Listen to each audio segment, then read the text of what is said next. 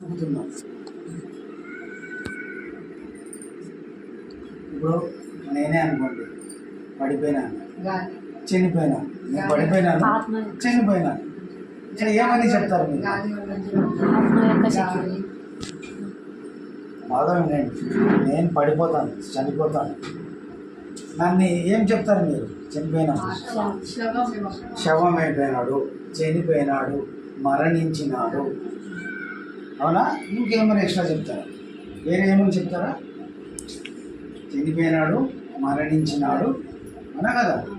ఇంకేం చెప్తాను? దేహాన్ని వదిలేసినాడు. ఇది ఆధ్యాత్మిక భాషలో ఏం చెప్తాము? శరీరాన్ని వదిలినాడు. ఎందుకు శరీరాన్ని వదిలినాడు? ఏ శక్తి బయటికి పోయింది? ఆత్మశక్తి బయటికి పోయింది. ఇంకా ఏ శక్తి బయటికి పోయింది? నువ్వు చచ్చిపోయినావు అంటే ఒక శక్తి బయటికి పోయింది.